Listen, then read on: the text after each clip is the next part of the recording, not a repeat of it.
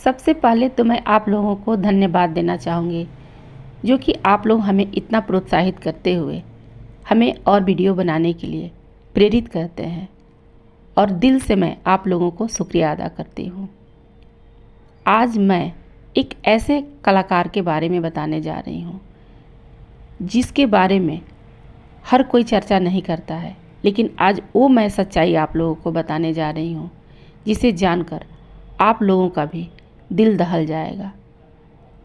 एक कहावत है कि इंसान जब ऊंचाई पर पहुंचता है तो लोग उनकी तारीफ़ करता है, लेकिन उस ऊंचाई पर पहुंचाने वाला कौन होता है उसकी कभी चर्चा कोई नहीं करता है।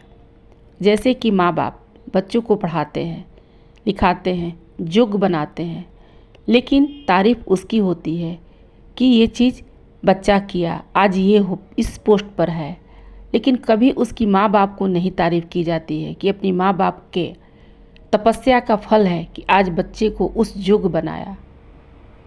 तो चलिए आज मैं आप लोगों को ऐसे इंसान के बारे में बताने जा रही हूँ, ऐसे संगीतकार के बारे में बताने जा रही हूँ जिन्होंने लता मंगेशकर को इतने ऊंचाई पर पहुँचाया। आज मैं लता मंगेशकर जी के गुरु के बारे में चर्चा करने जा रही हूँ कि लता मंगेशकर को इतने ऊंचा मुकाम पर पहुँचाने वाले व्यक्ति का कैसा दर्दनाक अंत हुआ, जो कि उनकी पत्नी स्टेशन पर भीख मांगते हुए पाई गई। अब सच्चाई चाहे जो भी हो, लेकिन ऐसा रिपोर्ट से हमें पता चला। जी हाँ, हम जिस संगीतकार की बात कर रहे हैं उन्होंने ही लता मंगेशकर को लॉन्च किया था। वे किशोर कुमार, मन्ना डे जैसे दिग्गज एक्टर को ऊंचाई के मंजिल तक पहुंचाया।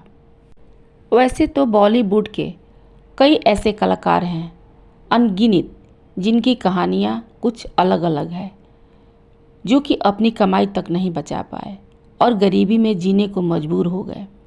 इनमें से ही एक थे खेमचंद्र प्रकाश, जिनकी दर्द भरी कहानी सुनकर किसी के भी आंखों में आंसू आ जाएंगे। खेमचंद्र प्रकाश को लता मंगेशकर, किशोर कुमार, नौशाद, मन्ना डे जैसे कलाकारों को उस ऊंचाई तक पहुंचाने वाले की इतनी दर्दनाक निधन हुई कि उनकी पत्नी रेलवे स्टेशन पर इस कदर और इस हालत में देखी गई कि हर किसी को विश्वास नहीं हुआ। आपको बता दूं कि मशहूर संगीतकार लेखक जावेद अख्तर ने जो लंबे समय से फिल्मों के लिए गीत लिखते आ रहे हैं, उन्होंने लेखकों, संगीतकारों और कलाकारों को रॉयल्टी देने के चलन का सपोर्ट भी किया। उन्होंने कॉपीराइट संशोधन बिल 2010 का सपोर्ट करते हुए संगीतकार खेमचंद्र प्रकाश का उदाहरण दिया, जो उन कलाकारों में से एक थे जो खराब सिस्टम की वजह से गुमनामी के अंधेरे में ऐसे खोए। संगीतकार की पत्नी उनके निधन के बाद रेलवे स्टेशन पर इस कदर पाई गई, जो कि कहने में भी शर्म लग रहा है। कहने का दो शब्द है गरीबी, लेकिन उस गरीबी को फेस करना और उसमें गुजारा करना वो वही व्यक्ति समझ सकता है जो इस माहौल से, इस कंडीशन से गुजर रहा हो। यही कारण था कि इतने बड़े कलाकार होने के बावजूद उनके निधन के बाद उनकी पत्नी, उनका परिवार एक अंधेरे में खो गया था। खेमचंद्र प्रकाश ने असल में लता मंगेशकर को फिल्म महल में ब्रेक दिया था। जब उन्हें निर्माता चंदूलाल शाह ने ठुकरा दिया था, तब उन्होंने युवा गायिका का सपोर्ट किया और भविष्यवाणी भी उन्होंने कर दिया था कि ये करियर में महानता हासिल करेंगी। उनकी बात यह सचमुच साबित हो गई। उन्होंने लता को फिल्म जिद्दी में 1948 में एक गाना गाने के लिए रखा, लेकिन दूसरे गाने आएगा आने वाला से लता घर घर में मशहूर हो गई। इंडियन एक्सप्रेस के रिपोर्ट के अनुसार बदकिस्मती से खेमचंद्र प्रकाश जी का 1950 में 42 साल की उम्र में लीवर में इन्फेक्शन होने की वजह से उनकी निधन हो गई। वह महल की भी सफलता नहीं देख सके। इनके गुजरने के बाद इनकी पत्नी श्रीदेवी और बेटी चंद्रकला को कभी भी इंडस्ट्री से कोई सपोर्ट नहीं मिला और उन्हें गरीबी से जूझना पड़ा।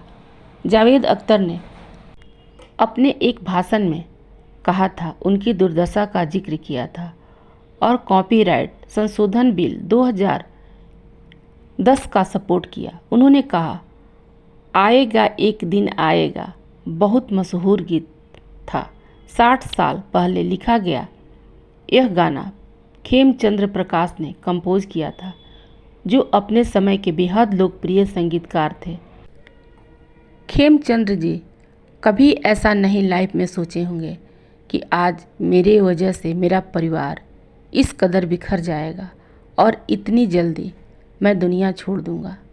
आज उनकी नाम शोहरत उतनी चर्चा में नहीं है जितना कि जो उनके वजह से आगे बढ़ा उनकी चर्चा होती है।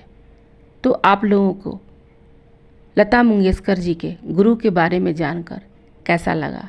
तब तक के लिए हमें आज्ञा दीजिए। Thank you.